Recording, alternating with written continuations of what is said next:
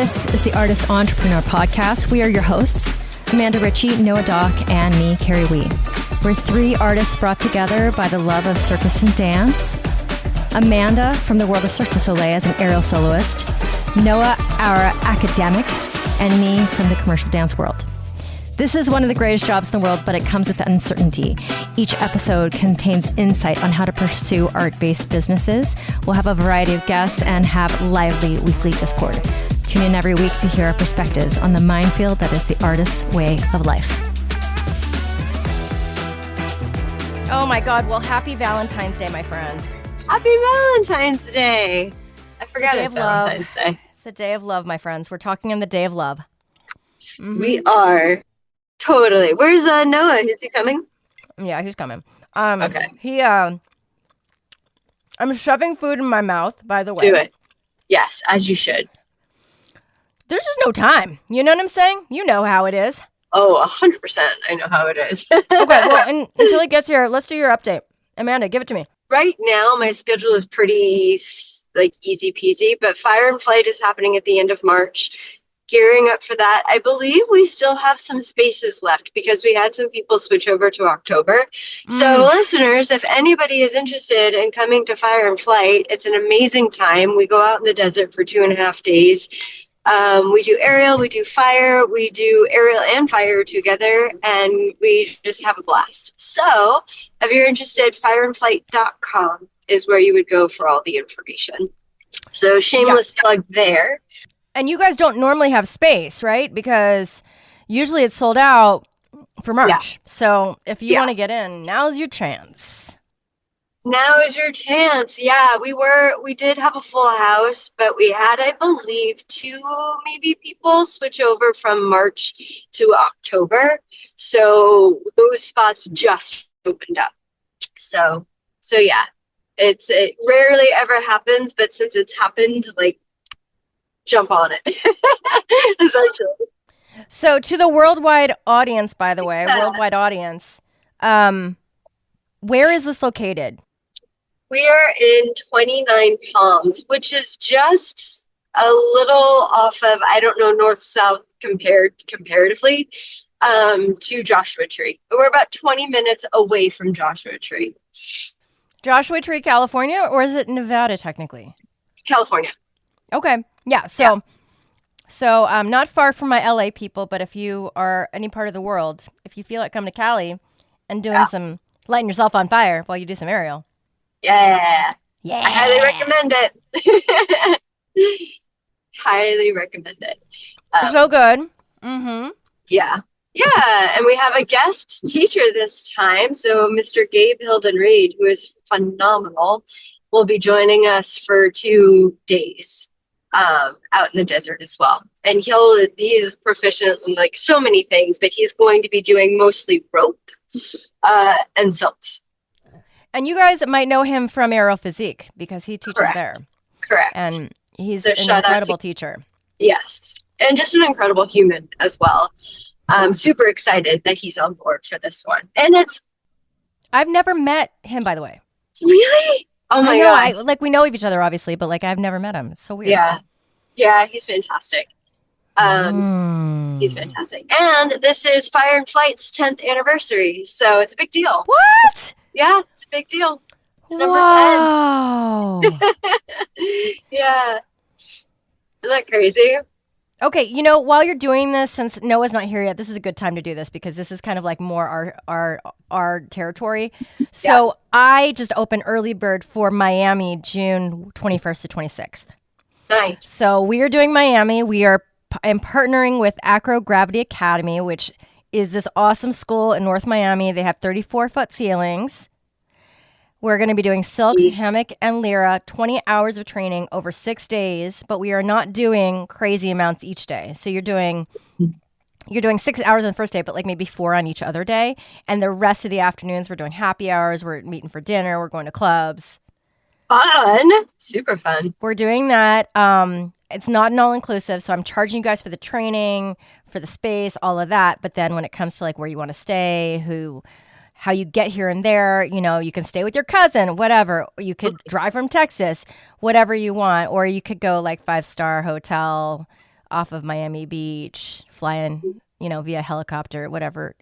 Whichever As you way do, wanna do. yes. Yeah, if you have a helicopter to fly in on, go ahead. I will not be doing that. And please invite me. I want to go on a private helicopter. Yes. Well, yes. And then Noah also says that if his schedule remains open that week, he's going to come to Miami to play. Fun! Yes, that'll be so fun. We'll see if it happens. His schedule. We just don't know. But so early birds open. All it takes is $250 to reserve your spot. It closes February 25th. So me and Amanda are on it right now. Yeah. For our retreats. Yes. Yes. Amanda, I've been seeing you your students post about their time on Spiral, their time on Chains. Not as much. I've seen a lot of Spiral videos out of your backyard. Yeah. Yeah. Those classes happen every Thursday evening. Spiral is 6 to 7:30, and then Chains is 7:30 to 9. So again, if anybody's interested, you can find me on Instagram and DM me at Amanda Ruth Ritchie, or Grounded in Flight is probably the easier one of the two. But I'll give you all the information. Yeah, and you're obviously in LA, so LA people. LA people, Burbank specifically, but yeah. Okay, LA Amanda. Yeah. How is school treating you? School is fine. School's a lot, but it's good. School is a lot. We are a week in, I believe. This is week number 2, this Monday. So, it's still pretty new in the semester, but it's good so far. Okay. Yeah. Okay. Here are my questions. Yeah. What did your students say after that weekend of competition? And number 2, did they listen to me and Noah rant and rave and rant on the podcast about it?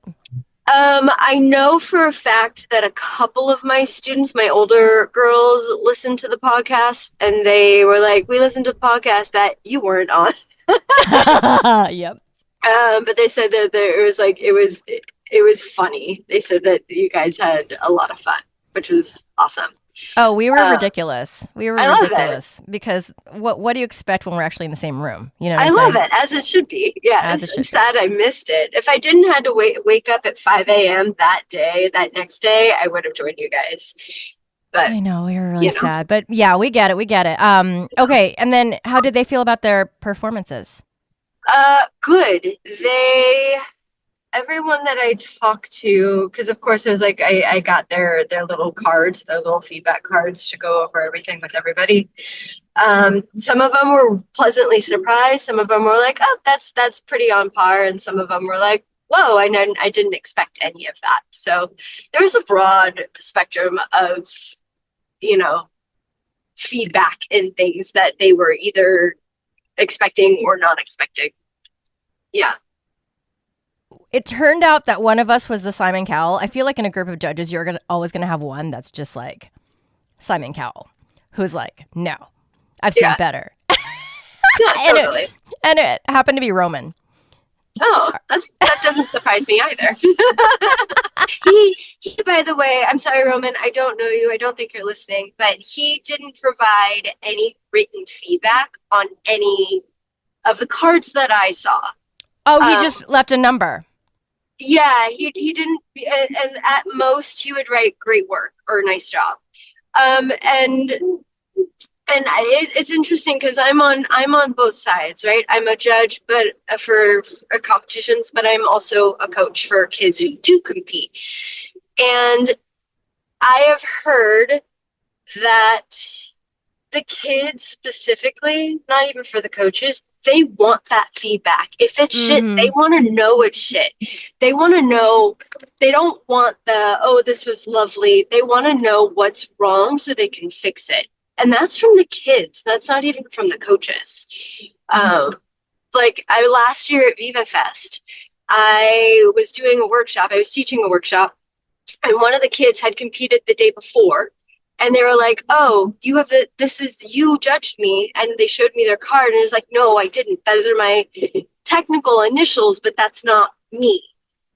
somebody else had the same initials as I did in the judging panel. And I was like, this kid was really frustrated because they were like, I don't know why I placed so low because they didn't give me any feedback. And I was like, I'm sorry. Like, I didn't see your performance, so I don't know. I can't give you anything, but so just as for people who may be listening, like, the kids really want to get better. Like, they don't want to be coddled. They want to know, So I'm glad that there was a Simon Cowell, but the frustrating part of him, or just, there was no anything. There was no words to talk about it. Right. Also what I tried to do, but successfully or unsuccessfully, to stay consistent throughout the 2 days. Which is fair. That's a fair so that was way to challenging. Judge. Yeah, that's a fair way to judge. It was challenging to be consistent, like to compare everything to everything versus the one right before, the one right after. So as a judge, I could definitely work on that for me. Mm-hmm. I almost wish I had like an AI assistant to help me judge, because I would be like, I wish I had a computer almost that I could just like type, because the whole writing thing, I was like, first of all, I haven't written anything for a long time. Yeah. And so those are things that I'd like to work on. But I see your kids went to another competition since I've been back. Yeah, they did De Leon this. Some of them are still there. They're competing this weekend. They did the De Leon dynamic competition. Yeah. But I will say, just on the judging thing, like aerial, the aerial world judging, they were like in dance, they have judges that speak their notes into a microphone as it's happening. I'm like, that's so much better, because then you don't have to like watch the whole thing, think about it, and then write it down in like a minute of time in between each. Like, that system is flawed in and of itself. So it's hard as a judge to write all of the critiques, or at least the big bullet points, when you have like maybe 60 seconds to recall and to articulate before the next person goes on. It's really difficult. All right, you want to say hi to Amanda, Bean? Where's Noah? Noah's not here yet. He's coming. Here. Oh my God, it's raining hard. And who's coming? Get out! Oh, is that Noah? Right on cue. Hi. Hello. Here, show them who you have. Come here. Look. It's a Noah. It's a Labubu. It's a Labubu. Oh, does Dean have a Labubu? Hi. Do you want to say something? You're fired because you're whatever. late. I've been fired before. I'll be fired again. Now it's the worst fire. Come on. Well, hello, Noah. Hello, everyone. Mr. World Traveler. World Traveler. That's me. Tell us. Is he a Lottie? We did a little check-in with me and Amanda. We're ready for your Dubai check-in. My Dubai Are check-in. you still in Dubai? I'm not still in Dubai. Are you in Dubai? I'm back home. No, he's at home. Well, I'm back at home. Much rather be in Dubai. Yeah, I think I'd rather be in Dubai. Had you ever been? Was that your first time there? No, yeah, it was my first time in Dubai. It was really interesting. It was a cool place. Not all of it was what I expected. Some of it really cool. Some of it kind of meh. Definitely worth a visit. Yeah, it's a cool spot. Were you there just for funsies? Were you there for work? Were you there for research? What were you there for? I've always wanted to go. I've always been curious about it. Tickets were cheap, so took the opportunity, went over there. Yeah, I mean, it's amazing. It's an amazing place. It was sand dunes and tents like 50 years ago. So that's like insane, Okay. Yeah. I asked Amanda last time she visited Europe to pick one moment and help me smell it, taste it, feel it. It's a hard question. It's a hard thing to answer. I want to feel it. I went to the Bulgari resort where which is on a man-made island. You know, the fashion brand, Bulgari jewelry brand. So the resort itself has, you know, private homes, it has hotels, it has private residences. It's all on a man-made island. You pull up, and next to the Rolls Royces and the Ferraris at the valet is a private yacht docking area next to the valet, and you order a coffee and tea for $35. All right. American. So was this like your moment in Monaco? It wasn't. Oh, kind of. It's. Yeah. Or for me, or Did for you Noah, also sorry. have the same moment in Monaco? Yeah, Noah's Noah. Well, Noah's no moment in Monaco where you felt like a homeless person. Yes and no. It sort of has. I mean, it's very expensive. It's very luxurious. It's, you know, it's definitely got that feel to it. Not every hotel is like the Bulgari hotel, but yeah, it's a lavish place for sure. And ironically, the hotel I stayed at next door was Le Perle by Franco Dragone, and we almost went to it, but I decided not to. How much was that going to set you back? I think the tickets were actually pretty normal price. It's like seemed like Vegas sort of prices. Vegas pricing. Yeah, but that was next door, and I thought that was hilarious. I don't really have an interest in that show. I would go see House of Dancing Water if, you know, I was ever in Macau, but I don't think the Peril is really on my list. You know, I was lucky enough to see that. I was lucky enough to see House of Dancing Water. Lucky enough. I went to Hong Kong because of a corporate gig. We all as a group got on the freaking thing, the ferry, went over there and saw it. It is a marvel. It was almost empty, the audience. But incredible. What, Bean? Yeah. I know. You guys know what a Lollabubu is? We do. I know what it looks like, yeah. I don't know its purpose, but... It's the creepiest looking thing. To me, it's like a gremlin. It's going to come alive at night and eat me. It's so cute. Okay, Noah, give us an update on all your business things. Please, por favor. All the business things. Red Flags is going to launch before the end of the month. Come hell or high water. And I just spent the last hour making social content for that because I took a little week break while I was in Dubai. How dare you? I know. I felt bad about it. What did he do? I got some cocktail stuff to do. I have some follow-up things that I got to do. Maybe we should talk about following up. The question is your brain working yet? Are you jet lagged still? Oh, it's slow. It's slow. Yesterday was better. The day before was... Oh, no, your brain's slow. I got in on Thursday morning, and I was a sack. I was just... I came home. I fell asleep from 1 in the afternoon till 4 in the afternoon. I got up. I went for a walk. I was asleep by 8:30 at night. I woke up around 7 a.m., went to the gym, and I slept at night, but the gym was rough.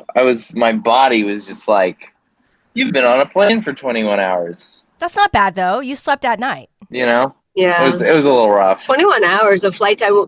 Did you have a layover somewhere? Oh, yes. Tell us about Tel Aviv, Mr. Worldwide. Yeah, so we're sitting at the Bulgari Hotel having our coffee and tea, and we got a notification from United saying that our flight was canceled. And we're like, well, that's awkward. So we're sitting there, we're sort of looking at the other flights, and we could fly through Zurich on Swiss Air, and there was like a 9-hour layover there. And I sort of looked at my dad and I was like, why don't we go to Tel Aviv for the night? Like, there's several daily flights out of Dubai to Tel Aviv. And then we know we can get a United flight home from Tel Aviv. You know, we can spend a night in Tel Aviv and go see our family friends and have dinner with them. And yeah, so we were like, fuck it, let's do it. So we got on a plane, flew to Tel Aviv, spent 30 hours in Tel Aviv, had dinner with our friends, and then flew home. It was great. It was awesome. It was perfect. Nice. You know, I don't have a lot of regrets in my life, but this is one of them. I was in Lebanon for 1 month on a contract. I was dancing. It was before I did Ariel. Half of the cast was going to Egypt before going back home, but everybody had a person. Like my friend had her boyfriend, somebody else had their husband, like they were all paired up. And so I didn't go, and they saw the pyramids, they rode camels. My friend rode bareback horseback and got this amazing picture of her like riding a horse across the desert in front of the pyramids. And I just went home because I didn't have a traveling partner. I should have just gone. Because they were there, obviously. I didn't have anybody to share a room with. Right. One of my biggest regrets of life, but maybe one day it'll feel like I should go back to Egypt. I would love to do Egypt. Yeah. Egypt would be really cool. Morocco is at the top of my list. I think Morocco sounds amazing. Yep. Egypt would be super cool. My dad, I think, were we doing the podcast when we went to Texas for the total solar eclipse? Were we? I feel like there was talk about that. I don't know if we were on. My the dad is obsessed. Yes, you did mention that. With the total solar eclipse. He like it's the greatest thing that you could possibly see, and blah blah blah blah blah. And we went to Texas for it, I guess 2 years ago now, and it was foggy and cloudy, so we didn't actually see it. Oh. But the next one that my father wants to go to, it's only in 30 years from now, I bet you. No. It's every couple years. Okay. But it's in Luxor, Egypt. Oh, that's way different than Texas. And I do think that seeing a total solar eclipse in Egypt would be pretty fucking cool. That would be cool. Yeah. Oh, 100%. Right. Well, so shall I give my update? Let me give my update. Yeah. Okay, so this full ass situation, this life, this is a transition. I am tired. Sorry, Bean. I used the word ASS. I'm sorry. My bad.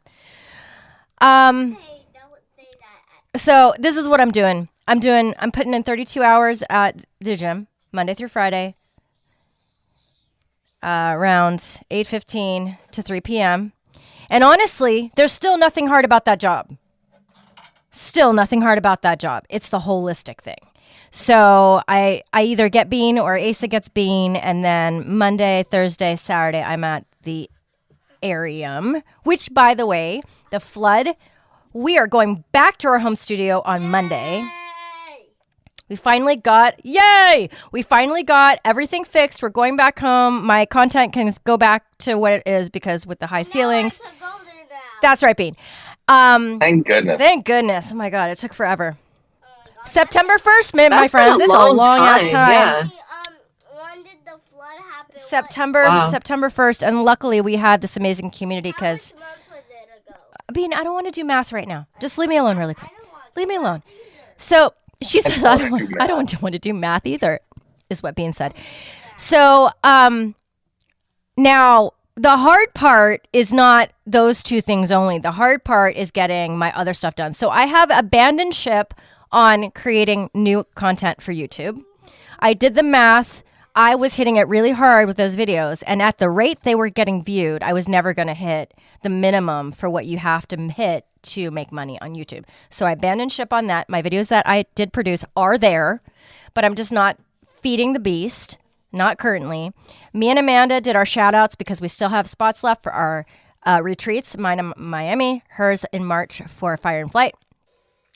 What's hard is juggling the podcasts, making the meals for both her and I. Go pee, Bean. And obvious my child.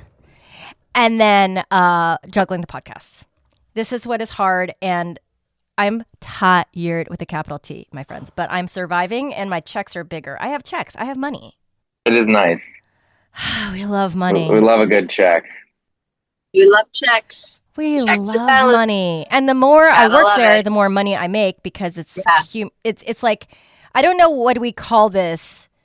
There's, they all say a K-shaped economy. And my job is like a V shape, where if you do a little bit, your pie piece is at the bottom, but if you do a lot, you make more because your percentages grow. So I have potential to make like $6,000 a month for my one job there. So, but I'm not there yet. So, Nice.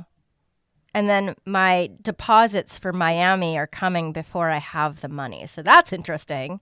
But if people would pay for their early bird, then I wouldn't have that problem. So you guys pay for your early bird, so I don't have a problem in paying my bills.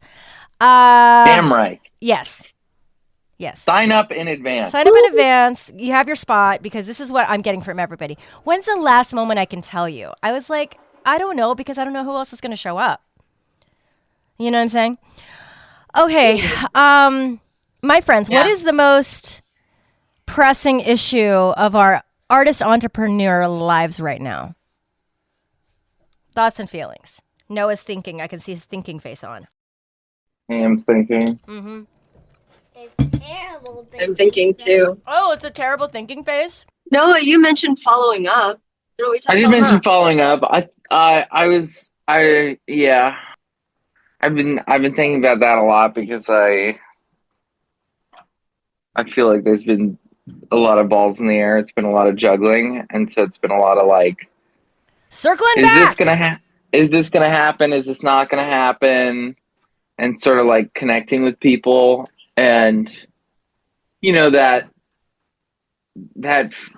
sort of combined feeling of like, I have to reach out, I have to connect with people, I have to have these conversations, and also that like that feeling inside of like, I don't want to bother people, I don't want to bother them, I don't want to feel like I'm coming on too strong, I don't want to feel like I'm overbearing or I'm reaching out too often and blah blah blah. And I always think that is that's a factor in life. Like I know how I can circle this to things that we talked about.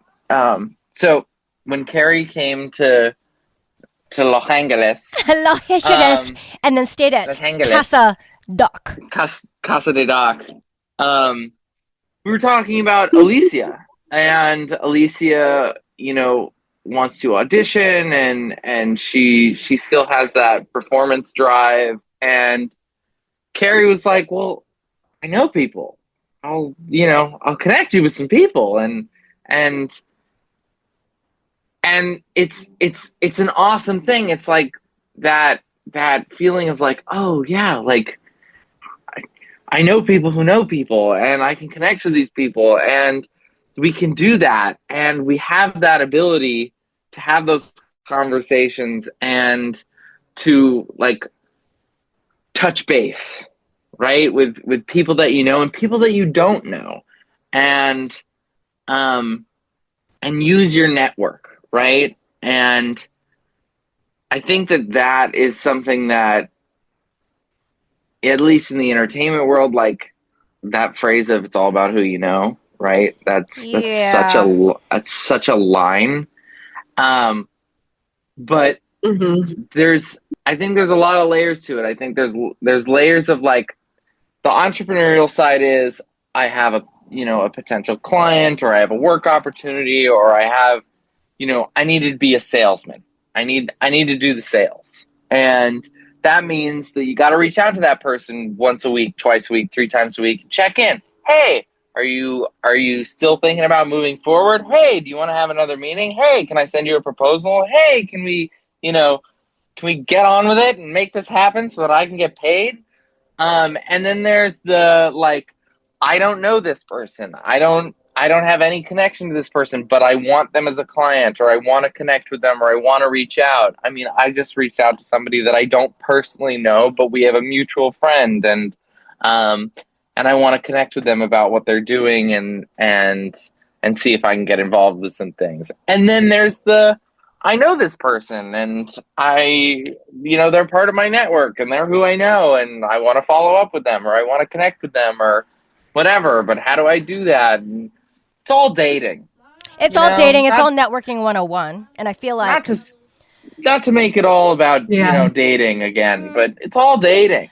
And it's I think sometimes it's really hard for people to do it. I think it can stop a lot of people from making things happen. I know, like, personally, I can think of at least a couple of times where I'm like, fuck, I really should have reached out to that person.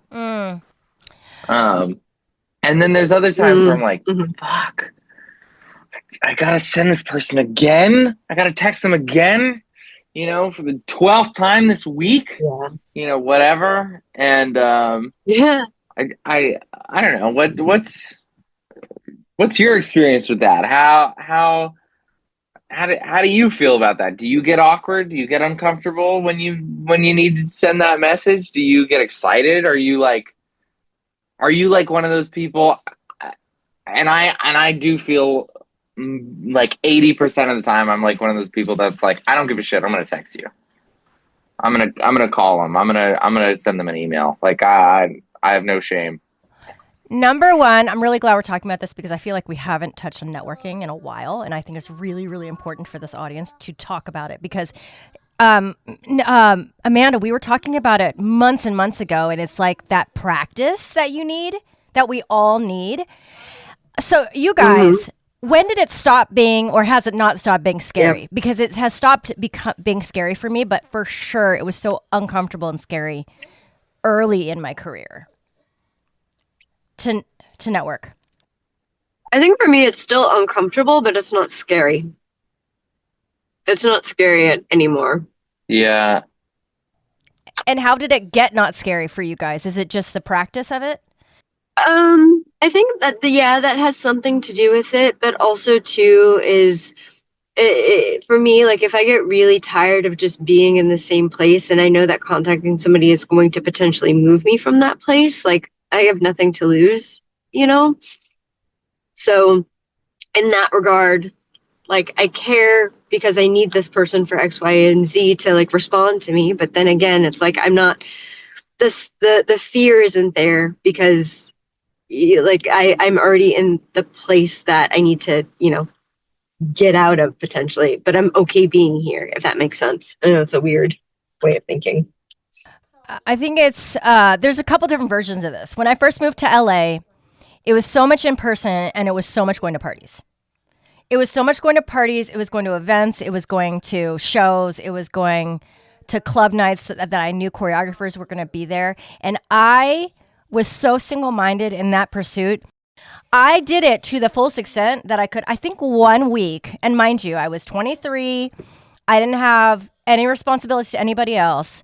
1 week, I went out somewhere, alcohol or not, 7 nights out of the week to network, to hang out with dancers, to hang out with choreographers. And it freaking worked, to be honest. It totally worked. It totally works. And I feel like the advice I've tried to give other dancers since then, it was a very particular time because I was also enjoying it too. Like, it would be like something that I would do anyway. Whereas if you get to the point where you kind of settle in, you have a partner, that's not what you want to do. It feels so hard to do it. I did it at the right time in my life. And so then I'm like working out that muscle all the time. And I'm like not afraid because I've just done it and I've just done it. And I meet this person, I meet this choreographer at the club, and then 3 weeks later, I go to their class, they recognize me, and then, but those opportunities have to be there. Some of these choreographers nowadays aren't even hanging out at all, and you don't have exposure to them.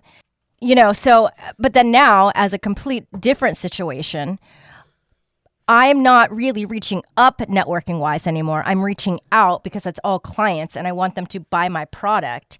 And so the list that I have on my notes right now for this week's reach outs, there's probably 30 people on it that I need to reach out. Whether I gave them an intro, I want them to come in for an intro. If they've taken 2 classes, I want them to come in for a third.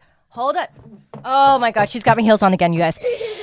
And I've been doing a lot of cold calling. I have no emotions about it before. I used to have emotions about it. 0 emotions now. So that's where I'm at. I feel very comfortable with that. Is probably the thing I feel most comfortable with. But it's been practice. For sure, I feel like think about somebody like my assistant at the Arium. They're not yet practiced. Oh my gosh, she's going crazy. Do you see what she's doing? Oh my God. Oh, you guys, there's crazy thunder and lightning happening here in Texas. Oh, I love that. Oh, I'm so excited. Oh, nice. What advice would you guys give That's nice. to either one of those young people, the people who have to do cold calls and like get people on the phone or get interviews, or for those people who need to get in front of people and get to auditions and get invites into things?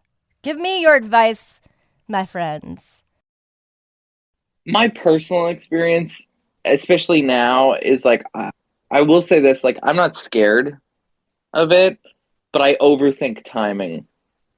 That's something I do. I overthink timing because I like go through my head and I'm like, okay, I need to call this person. Okay, I want to call them while they're not at work, but I don't want to call them too late because then they're at dinner and they're done thinking about things, but I don't want to, connect with them too early.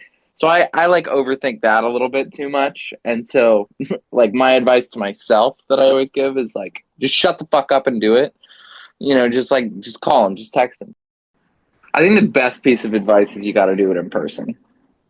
That going out and meeting people is always more beneficial than an email or a phone call or a text.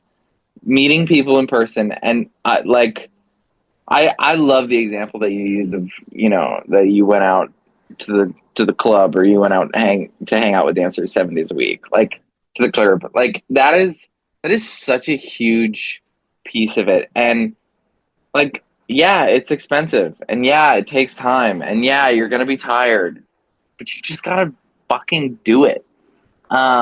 It's really hard.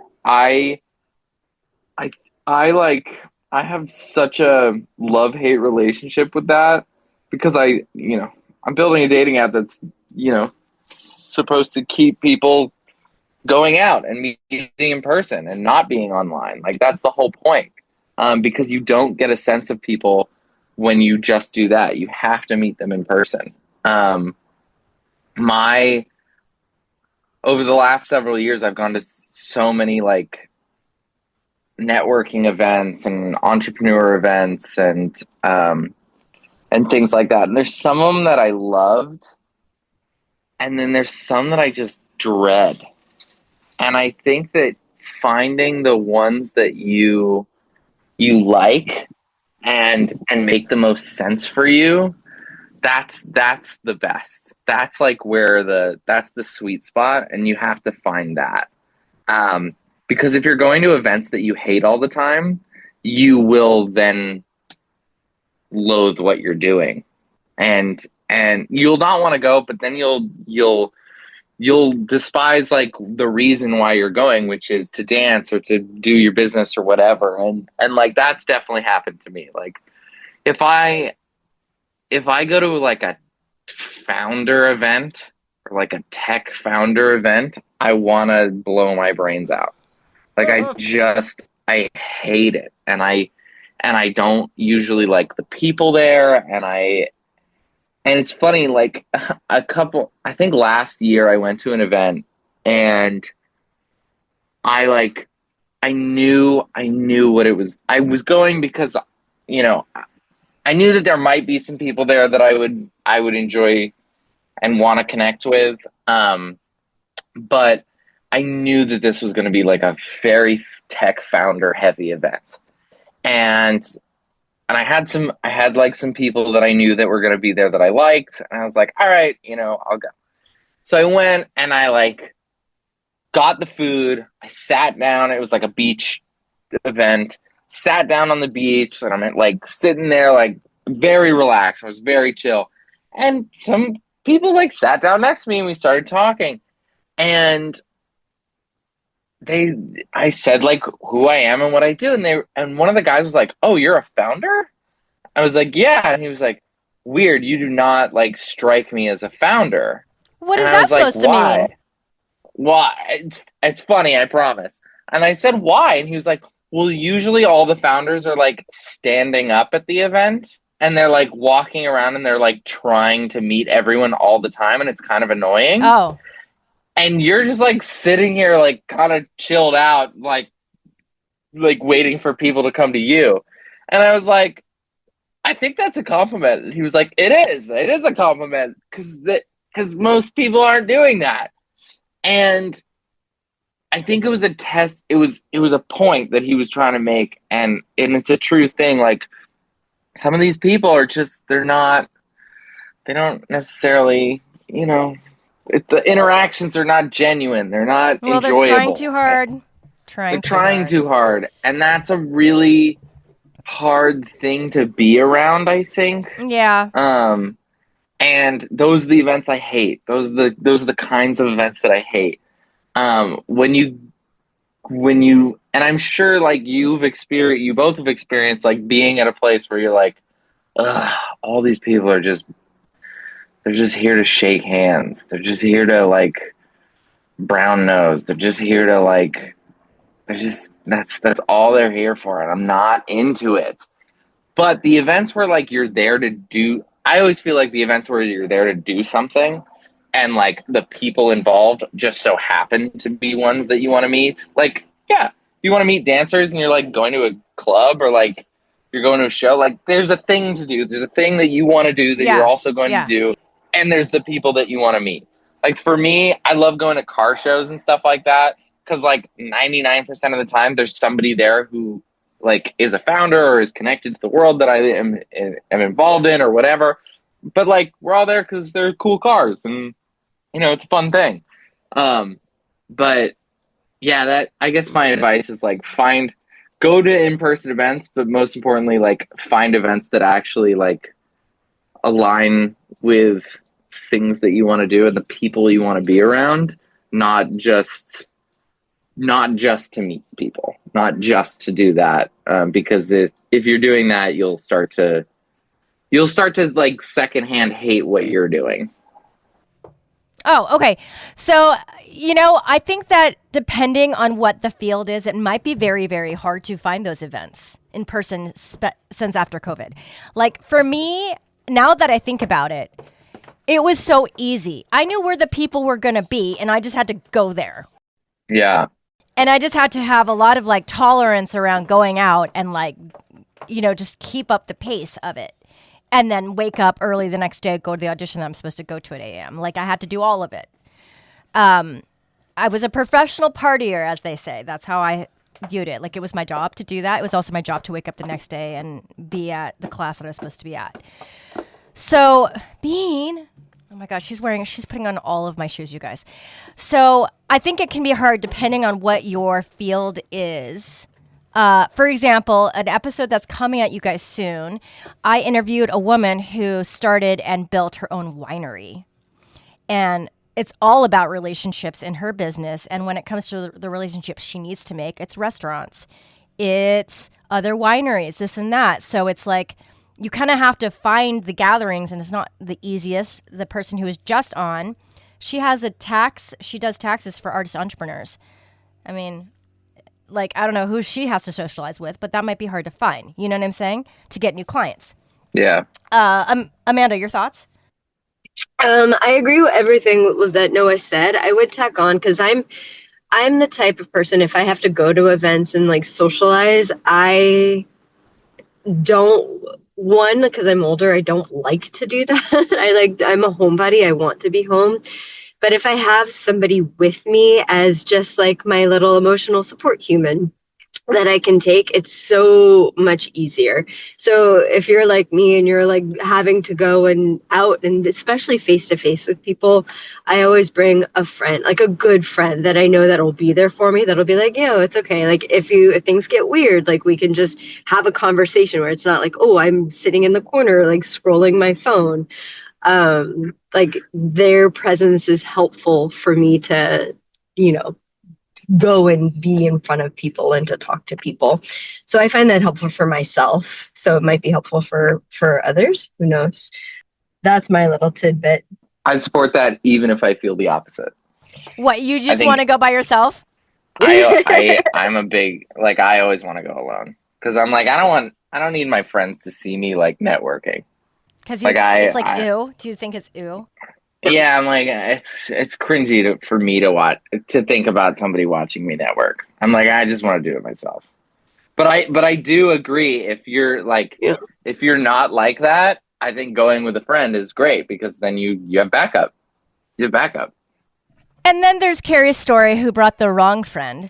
So basically, I was at one of these parties, and I brought my girlfriend, who is just like, this is the type of girl she is. I love her, but she's just like, she hates douchey men.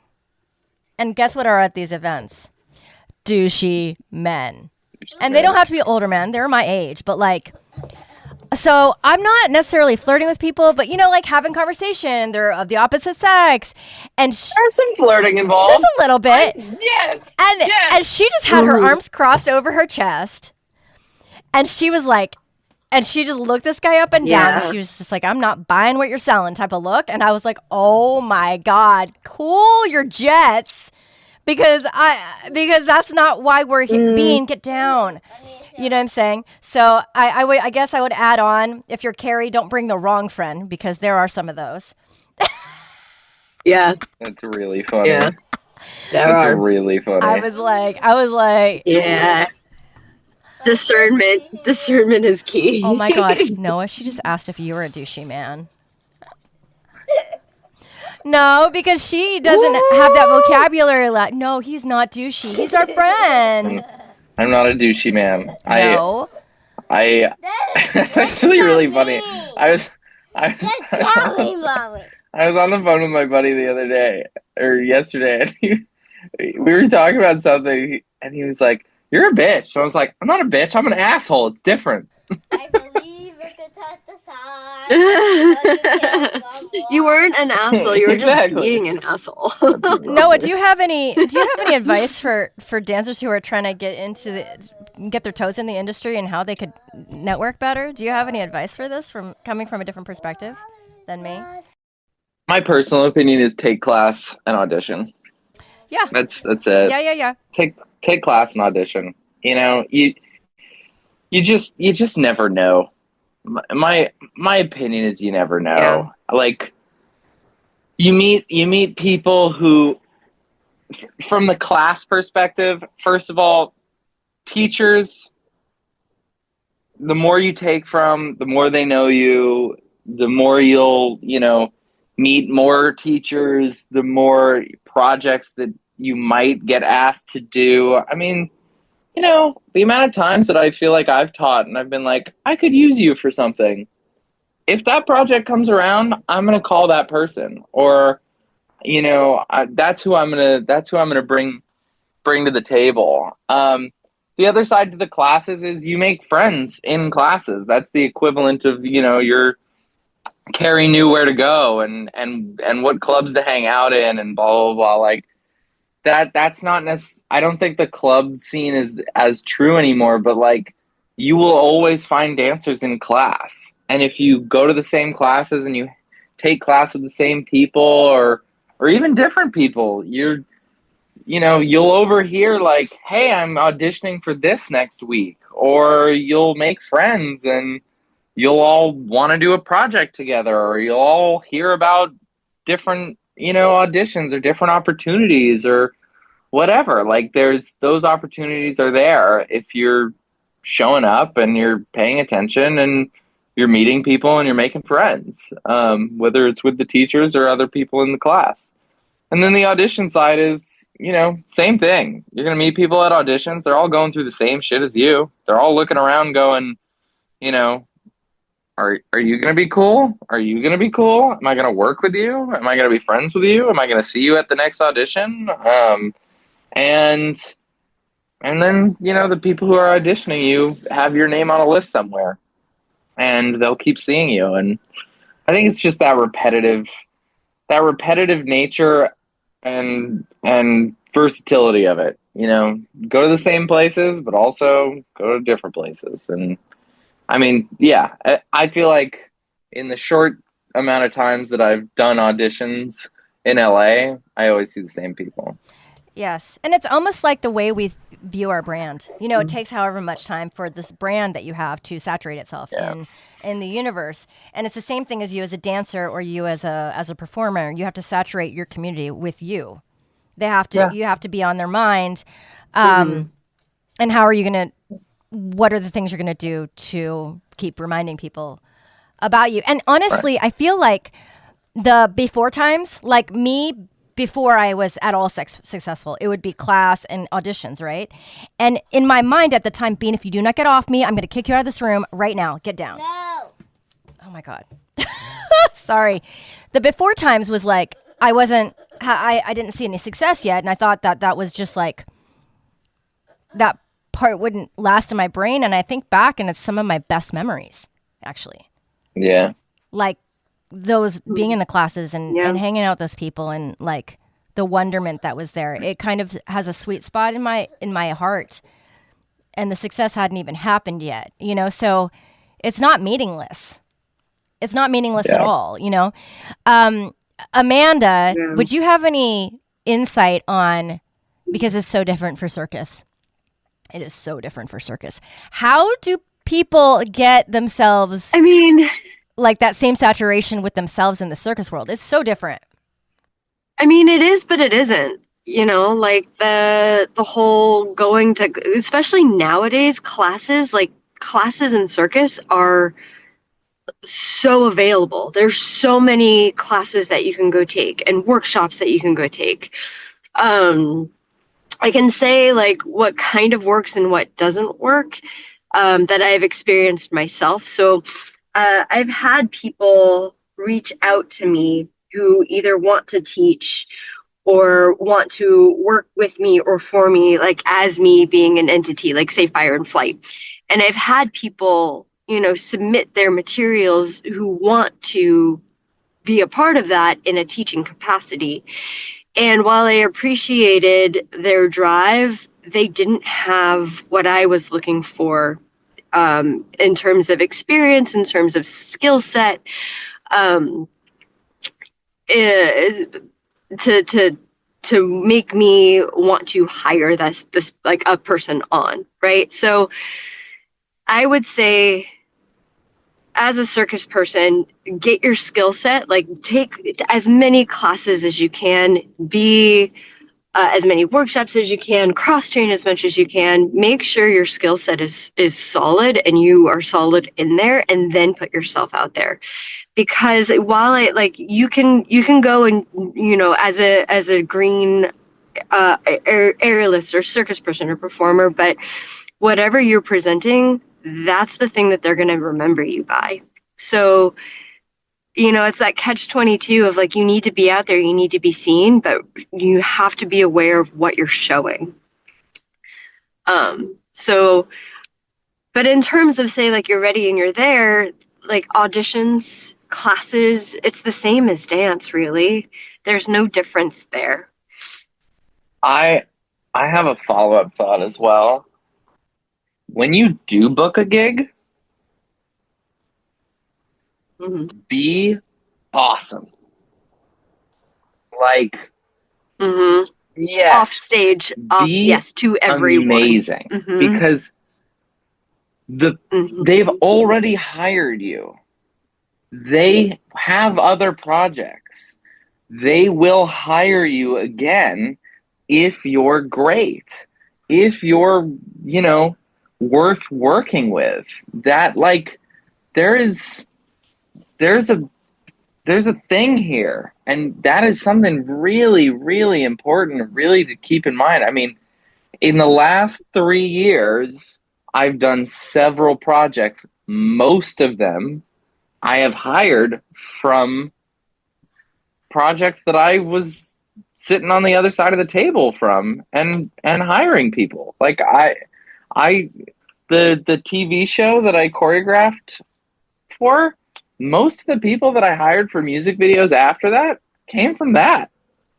And because they were all fantastic. They were all people that I wanted to continue to work with. Let me rephrase that. The people that I hired again were fantastic and were people that I wanted to work with again, and showed up and were on it, on and off stage, or on and off camera. Like, that is when people remember you for those things. You know, I agree with you. Like, have your skill set, have that locked in, have that dialed in. Once you get the job, be amazing in the job, on and off camera, on and off stage, because that is a huge piece of what people will remember you for. If you're easy to work with, if you are fun to work with, if everybody on set knows you for being like the person that they can rely on, they're going to bring you back for something you don't even know. Hard agree. Yes. Have you guys heard those horror stories? Like, who was it? I think it was Cirque du Soleil, and it was, oh no, it wasn't Cirque, it was another show.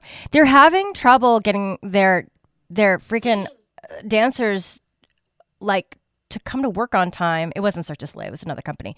Come to work on time, and some of them were getting high in the back on breaks. You guys, there are some artists that are doing that right now. And they have the jobs. They shouldn't have the jobs. You should have the job. Bean, turn it down. They shouldn't have the job. You should have the job. So if you get, you know what I'm saying? Like, yeah. Sometimes, here's a good example. Yeah. So the person that I replaced on the Motley Crue tour, I don't know her at all. The only thing I know about her is she lost the job because she partied too hard and she drank too much on the job. Oh, that is so easy. Are you kidding me? Yeah. I got her job. Thank you. Yeah, these are avoidable things. Avoidable. Yep. Like, it 100%. Listen, it really is true. Show up on time. Don't be a dick. That's it. Like, that's it. Yeah. Show up on time. That's all you gotta do. And then, if you want to be remembered, make friends. Be on it. Ask questions. Fucking. Do your shit. Do your due diligence, and they'll take care of you too. Like, yeah. I don't know. Yeah. I don't know. Mm-hmm. I don't know. I think the circus world is a lot harder than the dance world, because I feel like my formula in the dance world, like, I really understood it, and in the circus world, I don't think it's so straightforward. Myself, Amanda, but you had a different experience with them being the entire circus world. I mean, I feel I can't compare the two. I've not been in the dance world for freaking lifetimes, it feels like. So, but in terms of networking, like, well, my personal story, when I went to Vegas, I literally printed out my resumes and knocked on every production office. Like, I literally was like, excuse me, who's the head of blah? I'm going to leave this here. And, like, I hit every single casino, every single show that was in every single casino, until I booked one.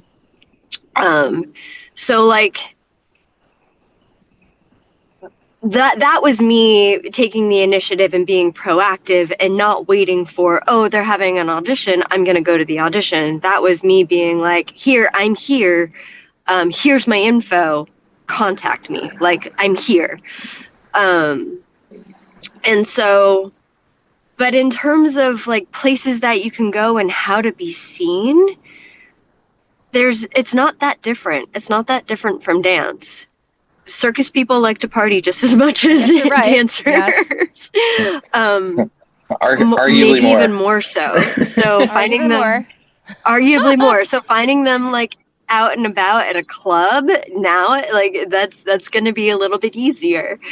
I think So I think one of the thoughts that I have for circus versus dance is that when it comes to what the people on the other side of the table are looking for from circus versus dance, and this is kind of to your point earlier about, what makes sure you're dialed in with your skills and what you do, is I think people on the other side of the table from dance look for how they can mold you, and people on the other side of the table from circus look at what you can bring to them.